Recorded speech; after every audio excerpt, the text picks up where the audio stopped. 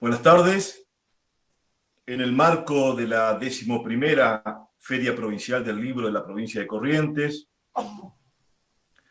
estamos convocados para plantear un diálogo, un conversatorio sobre un tema sustancial, importante para la historia de nuestra provincia, como es la conmemoración del bicentenario de la primera Constitución provincial. El bicentenario, 200 años de aquel reglamento constitucional provisorio que ha marcado un hito fundamental en la historia política de nuestra provincia. Aún más, le ha dado la identidad de Estado como tal. Pero este es un tema que, desde luego, agradecemos por dar este espacio y esta posibilidad, que es un tema que institucionalmente lo estamos trabajando desde hace algún tiempo. Y hablo institucionalmente porque desde la Junta de Historia de la provincia de Corrientes, de la cual soy parte, conjuntamente con el doctor Jorge Enrique de Niri, quien me va a acompañar en esta oportunidad para este conversatorio y tratar de reflexionar algunas cuestiones sobre este nudo importantísimo para la historia política de nuestra provincia. Digo que es una cuestión institucional porque desde el año pasado ya ha sido preocupación de la Junta de Historia instalar, divulgar este tema como un hito, como un faro en la historia de Corrientes y divulgarlo, instalarlo en los medios y en las posibilidades que tengamos. Y creo que esta es una posibilidad para conversar el tema y hacerlo presente. También se ha configurado desde hace algunos meses una comisión de homenaje a este bicentenario que se va a llevar adelante a partir del mes de octubre, noviembre y diciembre del presente año. Decía, se conformó una comisión de homenaje con organismos oficiales y con miembros de la Junta de Historia de la provincia. Este conversatorio para mí es un gusto personal, particular, por compartir este intercambio de ideas con el doctor de Niri, con quien lo conozco hace mucho tiempo y compartimos actividades laborales, porque él es presidente, el director del Archivo General de la provincia de Corrientes y secretario actualmente de la Junta de Historia de la provincia. Razón por la cual compartimos acciones laborales, acciones intelectuales, académicas, y en este momento, en esta oportunidad, vamos a hacer referencia, insisto, a este tema que realmente para los correntinos, para aquellos que amamos la libertad, el republicanismo y las decisiones propias en lo político, es una enseñanza y un lema. Gracias, Enrique, por compartir el conversatorio. Buenas tardes. Buenas tardes, Dardo, gracias. Creo que yo lo primero que me gustaría señalar es que se llega a la primera cuestión, como instrumento escrito de gobierno. La Constitución del 21 no es la primera, que es un error bastante difundido, ¿no es cierto? Inclusive a partir de Mantilla, pero le voy a dejar al doctor Ramírez Brachi que explique por qué realmente es una Constitución. Porque instrumentos escritos hubo otros antes, el de Santa Fe en el 19, el de Tucumán en el 20, antes del correntino en Salta y en Córdoba en el año 21, uno en agosto, el otro en enero. Después va a venir también el de Catamarca, el de San Juan y finalmente en el 26 el de Santiago del Estero. Pero reitero, instrumentos de gobierno. Una constitución entendida como lo que debe ser una constitución, la primera sí es cierto, es la nuestra y le voy a pedir al doctor Ramírez Bracci que se explaye un poquito sobre el tema. Sí, gracias, Enrique.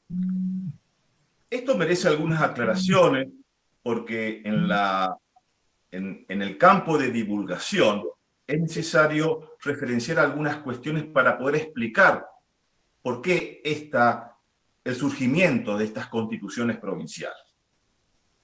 Desde mayo de 1810, que conocemos que explota todo el proceso institucional hispanoamericano y específicamente en el Río de la Plata con la Revolución del 25 de mayo, una de las primeras decisiones, una de las cuestiones más preocupantes de aquel momento en adelante y de ahí en más, va a ser la cuestión organizativa del Estado.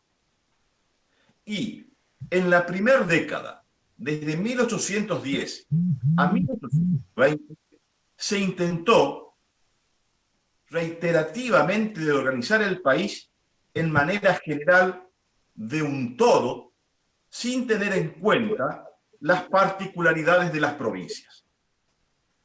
Razón por la cual los gobiernos emanados desde Buenos Aires convocaron la Asamblea del año 13, convocaron el Congreso de Tucumán e insistían constantemente en, de buena y primera, organizar el Estado en forma generalizada.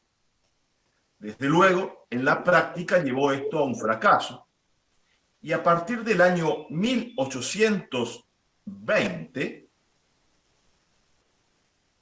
van a ser las provincias que al fracasar aquella organización general de darle una entidad general a todas las provincias a través de una constitución, van a ser las propias provincias en sus particularidades, en sus localías, que van a iniciar un proceso organizativo.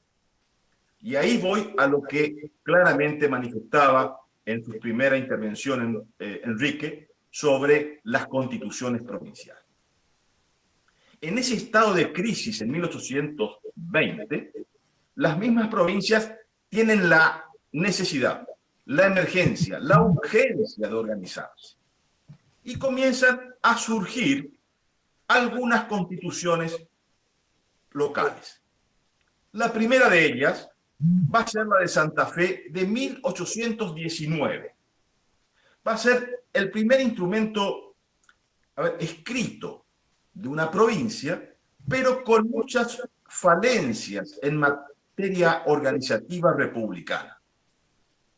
Es decir, materialmente fue una de las primeras constituciones, la primera constitución, pero no fue una constitución en donde se podía instrumentar la vida republicana. ¿Por qué? Por ejemplo, el Poder Ejecutivo tenía facultades de revisar las sentencias, razón por la cual aquella matriz esencial del republicanismo de división de poderes quedaba abortada en aquel primer reglamento.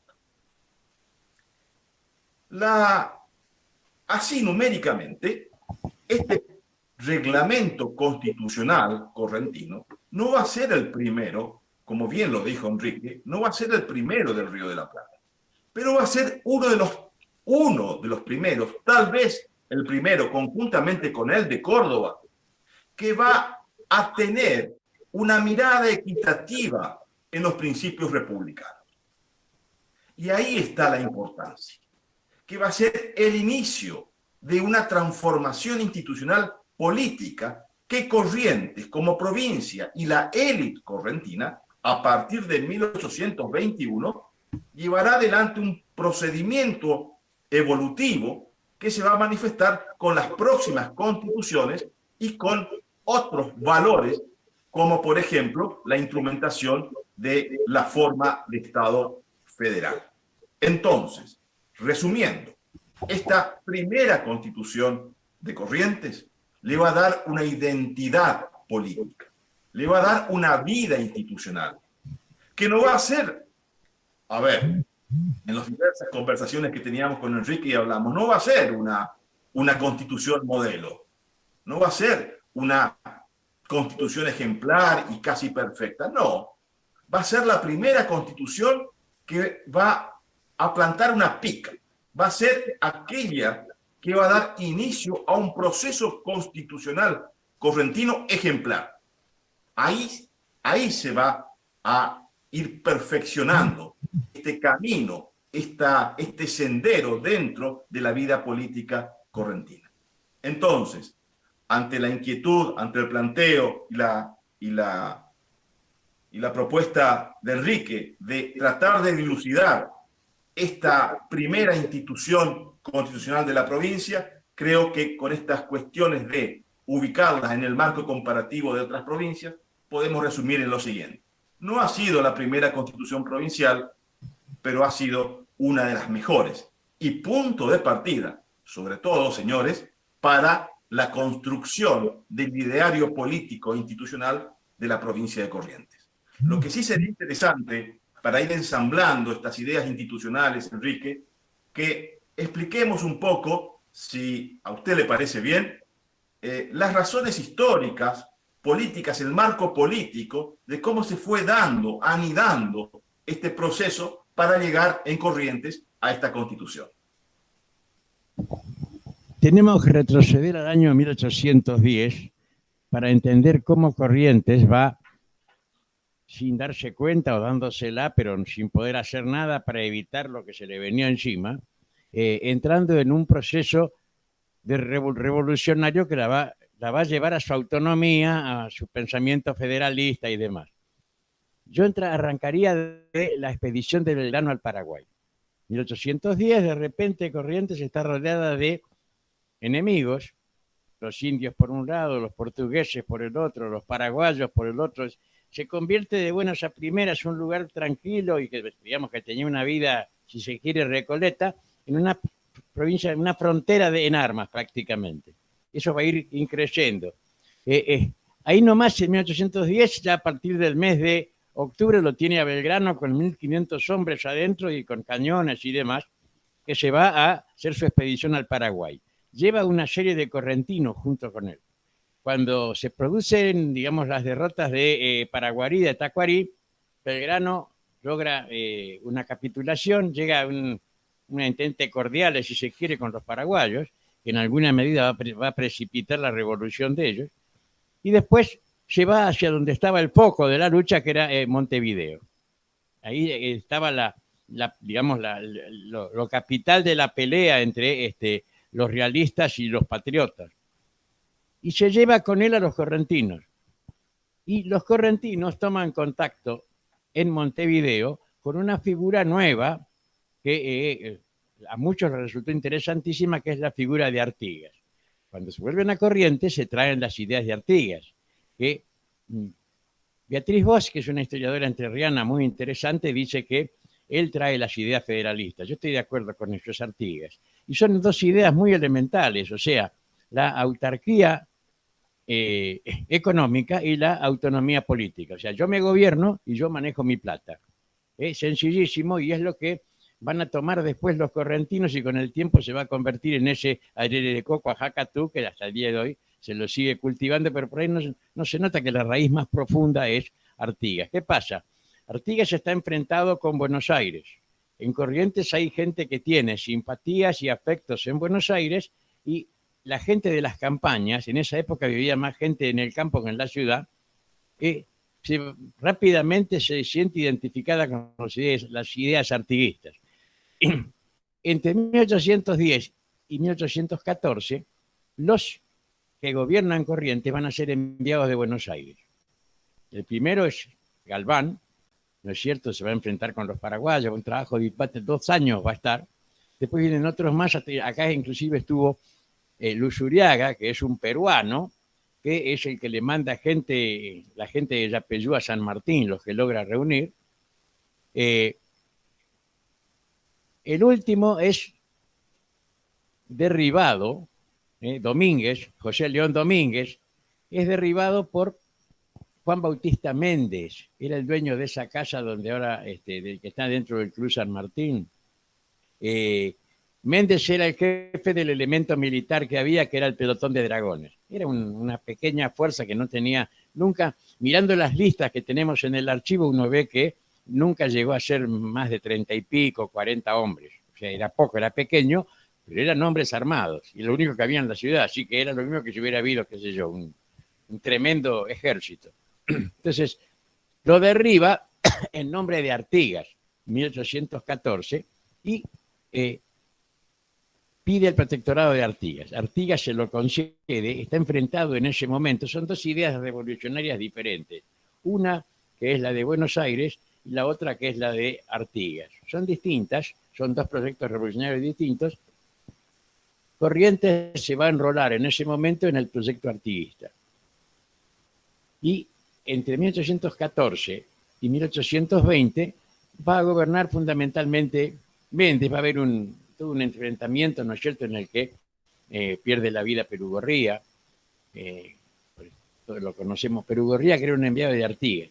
Pero hay una cosa que Artigas le deja a los correntinos, que es la idea de convocar congresos en los que participen todas las poblaciones, los pueblos, como se decía en esa época, para tomar las decisiones a través de diputados que cada pueblo designe. Es importante porque hasta ese momento todo lo hacía solamente el cabildo, y esa minoría que manejaba el cabildo se elegían unos a otros, ya que era siempre la misma gente la que estaba gobernando. Eso es una apertura importante, y la idea esa de recurrir a congresos para tomar decisiones va a prender en los correntinos. Inclusive esta Constitución del 21 va a ser el resultado de la convocatoria a un congreso.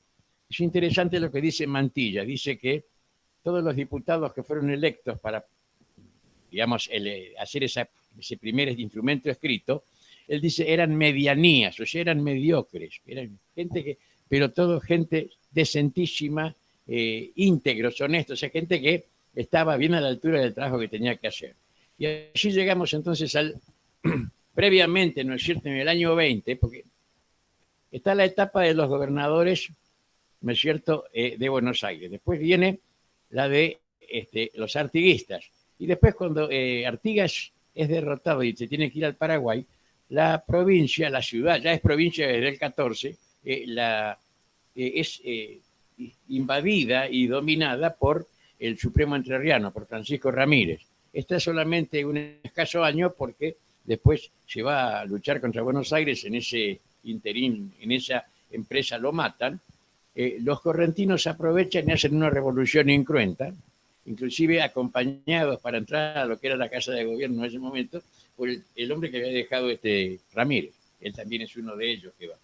Y esa revolución incruenta del 21 es la que rápidamente, en un tiempo récord, va a convocar el Congreso, y en un tiempo récord también va, entre otras medidas, va a sancionar este reglamento provisorio constitucional. Yo le pediría a Dardo que entre un poco en cuál le parece a él que es la médula para el pensamiento actual de lo que nos interesa a los correntinos y acorrentinados actuales respecto de ese primer instrumento escrito correntino. Gracias, Enrique. Hay un punto, una cuestión medular en todo lo que usted explicó muy didácticamente en estos minutos. Y va a haber un punto de inflexión para poder explicar lo que va a pasar. Y es lo que va a ocurrir en el año 20. La desintegración del artiguismo. ¿Cómo podemos explicar esa fragmentación del artiguismo? El enfrentamiento del artiguismo con Buenos Aires que acuerda con Ramírez, que era artiguista, la realización del Tratado del Pilar, y el enfrentamiento interno dentro del artiguismo entre Ramírez y Artigas.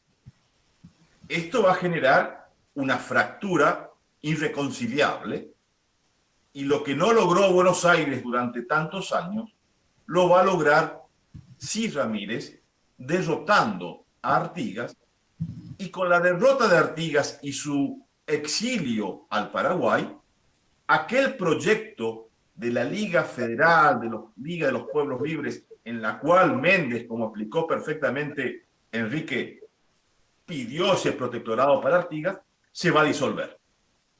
Y en esa disolución, Ramírez, con una prepotencia y con una intensidad de conquista, la absorbe a la provincia de Corrientes, denomina estos territorios como República Entrerriana y por la fuerza oprime a la provincia, quitándole de toda autonomía y toda decisión propia. Y ahí adquiere importancia ese momento que explicaba Enrique. Los propios correntinos en 1821 se sublevan ya en la debacle de aquel momento de Francisco Ramírez y hace una revolución local para tomar la decisión de la autonomía. Y en ese marco, inmediatamente del proceso de cambio revolucionario, donde va a participar Fernández Blanco, Ferré, etcétera, entre otros, varios, en octubre de 1821, y se pone como meta aquel congreso que citó Enrique, la convocatoria de un congreso. Ese congreso que va a tener por finalidad buscar los primeros pasos organizativos y convocarse para elaborar una constitución escrita. Y es esta constitución que en diciembre de 1821 va a ser aprobada por el Congreso y jurada por el Congreso. Luego, posteriormente, esta misma constitución va a ser jurada en todos los pueblos de la provincia. Ahora bien, tomando la invitación que me hace Enrique para tratar la cuestión de la Constitución, me parece marcar algunos puntos, algunas líneas que son sustanciales para referenciar y rescatar esta primera Constitución correntina. Dije en una de mis intervenciones en esta tarde de que si bien es la primera Constitución, está lejos de ser una Constitución ejemplar. Lógicamente no era una Constitución ejemplar porque comenzamos a crear, a inventar, a tratar de armar nuestras propias primeras leyes y desde luego tenían defectos, errores, y esta Constitución tuvo dentro de todas las constituciones del Río de la Plata las que medianamente menos errores tuvo. Los principales valores que podemos rescatar, desde luego, son aquellos primeros principios republicanos. La división tripartita de poderes. Sobre todo, el dar ese marco de independencia a la administración de justicia. El propio reglamento constitucional divide los poderes del Estado en secciones totalmente distintas y aclarando que el poder ejecutivo, que el poder político, bajo ninguna circunstancia puede tener intromisiones en cuestiones de justicia. Lo expresa claramente. Muy diferente de lo que comentábamos, lo que ocurría en el reglamento orgánico de la Constitución y el reglamento orgánico de Santa Fe de 1819. En este marco de división de poderes, también va a haber un gran conjunto de ideas, de principios y de doctrina que tienen que ver con otro aspecto del sistema republicano, que es la protección de los ciudadanos a través de establecimiento de derechos y también obligaciones. Hay una de las principales establecimientos de esta constitución, de esta primera constitución correntina, ha sido la seguridad individual.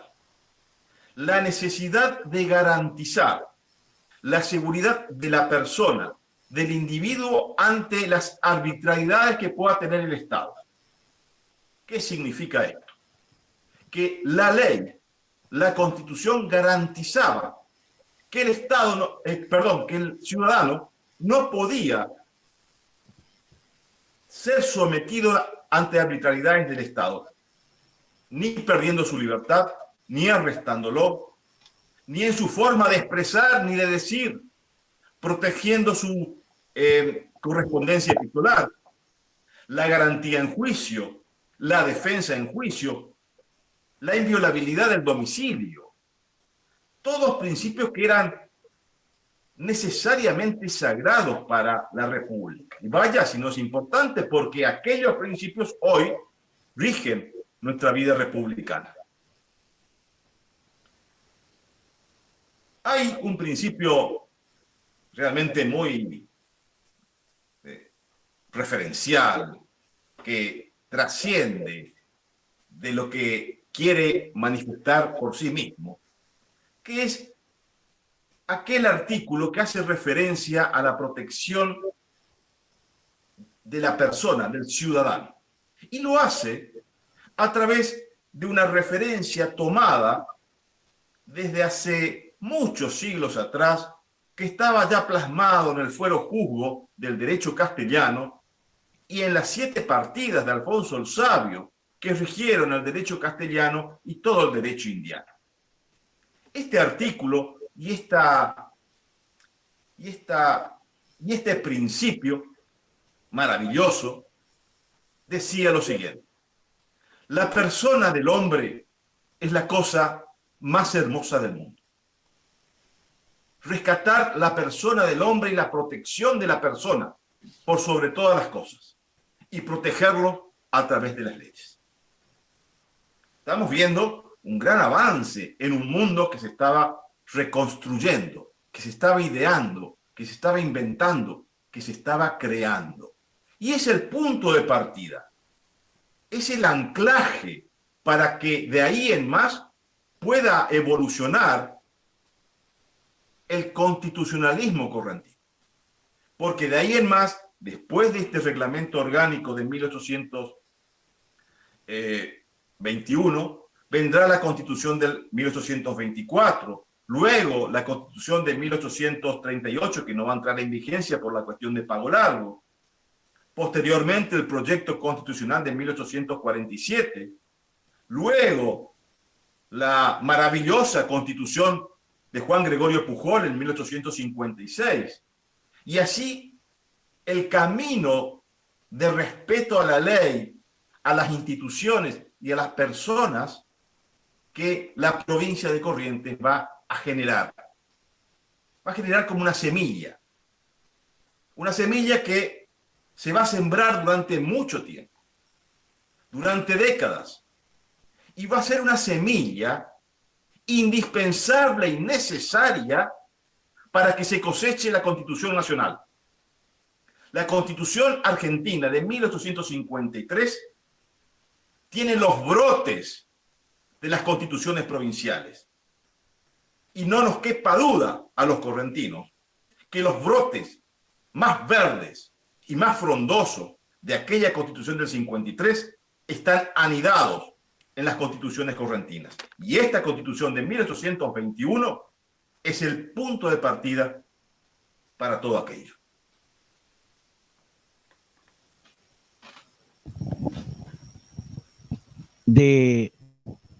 Digamos, de la enseñanza de Artigas de recurrir a congresos para dar pasos legislativos trascendentes, se dieron varios congresos. En 1814 él fue el primero que él le dijo al Cabildo de Corrientes que hiciera un congreso convocando a los pueblos y que proclamara la independencia, etcétera, etcétera. El Cabildo, que no quería perder el poder porque la campaña era numéricamente más poderosa, hizo una reunión, pero del Cabildo, no llamó a todos los pueblos. Entonces, es importante porque es el antecedente por el cual la provincia se proclama autónoma. En el mes de abril de 1814, ellos proclaman la autonomía provincial bajo la protección de Artigas. Artigas les pega un reto y los hace convocar a un congreso. En ese congreso, ¿no es cierto?, es cuando se va a producir todo el incidente. Él lo manda a Perugorría para controlar el congreso. Perugorría, digamos, da vuelta el poncho, como se dice vulgarmente, y se pronuncia contra Artigas y a favor de Buenos Aires. El resultado ya sabemos cuál es, ¿no es cierto? Fue capturado, sometido a una corte marcial porque tenía estado militar y lo fusilaron. Pero la cuestión es que de ese congreso en definitiva, salieron algunas cuestiones. Por ejemplo, que la provincia se proclamó depositaria de la soberanía, que hizo un empadronamiento con fines militares y económicos. Y lo demás hizo una serie de medidas que eran coyunturales y que estaban más aproximadas a lo que le interesaba al Cabildo. En el 16 hay un nuevo Congreso. En ese Congreso es elegido gobernador Méndez y es importante porque por primera vez los miembros del Cabildo son elegidos por el Congreso y no, como sucedía hasta ese momento durante siglos, que unos cabildantes elegían a los que los seguían. O sea que era un proceso de retroalimentación que era siempre la misma gente de un grupo, digamos, de un patriciado conformado por un grupo, si se quiere, minúsculo, que era el que estaba cubriendo los puestos del Cabildo.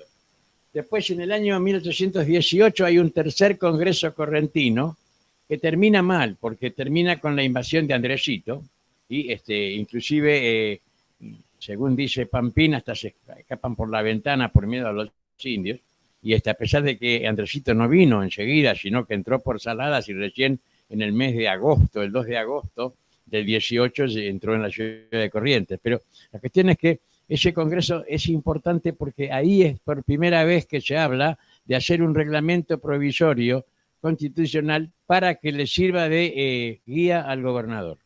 Y además, el que propone eso va a ser después el alma mater con la Constitución esta del 21, que va a ser José Simón García de Cosio. Y después, en el año 1820, hay un nuevo congreso muy pequeño, porque solamente, pues, ya cuando Artigas ha sido derrotado en Tacuarembó y está retrocediendo a toda velocidad hacia los ataques de Ramírez, que se hace en Ábalos. Y ahí en Ábalos, en definitiva, lo importante es el artículo 5 del convenio que se firma, porque es el que establece el hecho de que las provincias firmantes tienen derecho, ¿no es cierto?, a manejar su presupuesto, su economía y a gobernarse por sí mismas. O sea, ahí está diría yo, la primer simiente de la Yererecó Coajacatú. Después de eso, otra cosa que a mí me gustaría marcar ya del 21, que es interesante porque Dardo habló de que hay algún, claro, no era perfecto, pero por ejemplo, da una serie de garantías individuales interesantísimas, algunas si se quiere son hasta un poquito risibles, porque establece que el hogar de un hombre es su castillo, que la autoridad no puede entrar si no la invitan, y después dice, pero si no da autorización va a entrar lo mismo. O sea que por un lado está el respeto por la libertad individual, pero por otro la preocupación por lo que es el bien público. También consagra, ¿no es cierto?, digamos, el valor de la correspondencia como algo privado y que no se puede revisar, que no se puede tocar, porque ya había habido el escándalo que se produce con el delegado que había dejado Ramírez, es que él se iba, entraba en la pieza que hacía de casa de gobierno y abría la correspondencia que llegaba a la de todos para ver qué era lo que decían. Y por supuesto eso cayó tremendamente mal entre la gente de la ciudad de Corrientes. De manera que, y otra cosa que también creo que es interesante es lo que se refiere a la parte militar, porque el gobernador, teniente de gobernador, era capitán de guerra. O sea, era el que manejaba las fuerzas armadas de la provincia, que eran una flota de canoas y una balandra, y además el que manejaba las milicias. Todas las cortapisas que le ponen para que no se le ocurra convertirse en un digamos, en un dictador, algo por el estilo. Solamente puede andar con una escolta que no tenga más de 10 hombres cuando sale a recorrer la provincia. O sea, está permanentemente, ¿no es cierto?, controlado para que tiene que tener, hasta le fijan cuáles son los viáticos que puede llevar, y tiene prohibido recibir regalos. Es muy interesante, muy esclarecedor respecto de el valor que se le da, ¿no es cierto?, como dijo Dardo, a lo que va a ser eminentemente una vocación republicana. Y otra cosa interesante es la primera parte del articulado, establece como religión de Estado al catolicismo, es de lo más intransigente. Se ve que estaban un poco preocupados por digamos, los escarceos jacobinos que había tenido la Revolución de Mayo en Buenos Aires, entonces fulminan anatema prácticamente contra cualquier cosa que vaya contra la religión católica. Yo diría que la parte económica, porque hay otra cuestión también. Ramírez, antes de irse, había dejado hechos dos reglamentos. Uno que era de corte militar y otro que era político y económico. El político y económico lo hizo José Simón García de Cosio, que va a ser el hombre imprescindible durante muchísimo tiempo, con Artigas, con Ramírez, con la gente de Corrientes. Pero el reglamento militar lo hizo Ramírez. Y Ramírez era bastante hábil, era un buen militar, era un tipo capaz. Entonces después, lo que él deja escrito lo va a tomar prácticamente a la letra el primer gobernador de Corrientes cuando tiene que organizar las milicias provinciales. Porque el Congreso, después que da el reglamento provisorio, se disuelve a sí mismo.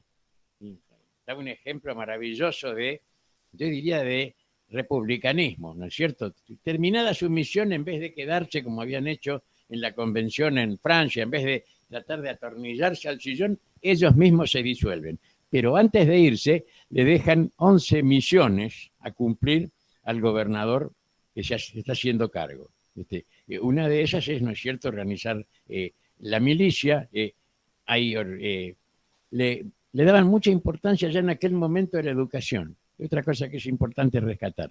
Desde el primer momento, todo el constitucionalismo correntino tiene alguna parte dedicada a la educación, con mayor o menor profundidad. Inclusive hasta le establecen de dónde sacar los fondos para poder, le dicen, ¿no es cierto?, hay una estancia que tenía el Estado, que era la Rincón de Luna, que había sido de los jesuitas, y le recomiendan que a partir de ahí, ¿no es cierto?, instrumente los fondos para poder solventar la educación. Atento que estamos ya en la parte final de este conversatorio. No quisiera dejar de referirme muy brevemente a algo que Enrique hizo mención, que es la figura de José Simón García de Cosio. Como se imaginarán, estos procesos constitucionales, intelectuales, armar una constitución en un territorio muy periférico como era Corrientes, donde no había gente capaz, eran las mentes brillantes, capaces, formadas, quienes hacían surco para la existencia de una constitución o la organización del Estado. Este es el caso de José Simón García de Cosio. Nacido en Corrientes, en la provincia de Corrientes, específicamente se fue a estudiar en Charcas, en el Alto Perú, se recibe de abogado, luego va a Buenos Aires. Su capacidad profesional hace que lo designen como fiscal de la Audiencia de Buenos Aires, vaya el cargo que tenía, fiscal de la Audiencia de Buenos Aires en materia civil, y luego fue fiscal de todas las materias de la Audiencia de Buenos Aires. Lo sorprende la Revolución de Mayo en Buenos Aires, en 1810, va a formar parte y va a discutir en las sesiones del Cabildo Abierto del 22 de mayo, va a plegar su discurso al de Saavedra, el de Cornelio Saavedra, y a su vez el Cabildo de Corrientes lo va a designar como diputado de la provincia para conformar y ser parte de la Junta Grande en aquel momento. Luego se retirará y volverá a Corrientes, participará públicamente en Corrientes y tendrá una vida realmente comprometida, sobre todo en la práctica política intelectual. Y va a ser artífice, como bien lo dijo Enrique, de este reglamento de 1821, también el de 1824, también el de 1838. Y previamente va a ser el asesor por antonomasia en Corrientes del artiguismo. A pesar de que no coincidía políticamente, como lo manifestó en algunas oportunidades, ya que se sublevó con Perú Gorría, pero Artigas vio en el pensamiento, en la idea y en la mente de García de Cosia, un hombre que generalmente con su luz intelectual podía aportar a esta construcción. De mi parte, nada más por el tiempo que estamos consumiendo. Así que, Enrique, ha sido un gusto y le dejo el final para poder cerrar esta conversación sobre este tema que ha sido tan importante y es tan importante para el recuerdo de los correntinos y para nuestra identidad, en la cual lo que hemos nacido y adoptado esta provincia como propia, debemos estar realmente muy orgullosos. Gracias, Dardo. Yo solamente agregaría que en el año 21, en definitiva, 12 de octubre fue la revolución de 1820. Importante porque es una fecha que se ha perdido, la han tapado otras con el paso del tiempo, pero durante mucho tiempo se conmemoró el 12 de octubre. Pero el reglamento organiza esencialmente el Poder Ejecutivo, o sea, lo somete a determinados controles, pero deja toda una serie de cosas por resolver que van a empezar a resolver, porque si hay una cosa que hay que reconocer es que nuestros antepasados tenían capacidad para corregir sus propios errores y omisiones. El reglamento del 24 va a corregir enormemente muchos de los problemas que tenía el del 21 y debido a lo que dijo Dardo de que determinadas batallas abortaron, porque la Constitución de Corrientes, según Hernán Gómez, cada 10 años hay alguna idea de reformarla, pero bueno, eso fracasó por Pago Largo, por Arroyo Grande, por Vences Rincón. Son momentos en los que se estaba pensando en un instante constituyente que no se dio. Pero los que se dieron fueron entre el 56, entre 1824 y 1856, rigió ese segundo reglamento constitucional. Estos dos reglamentos son entonces, digamos, la espina dorsal, en definitiva, de lo que fue el constitucionalismo correntino durante el siglo XIX. En lo que a mí respecta, nada más también, y muchas gracias. Gracias, Dardo, por permitirme acompañar. Muchas gracias, buenas tardes.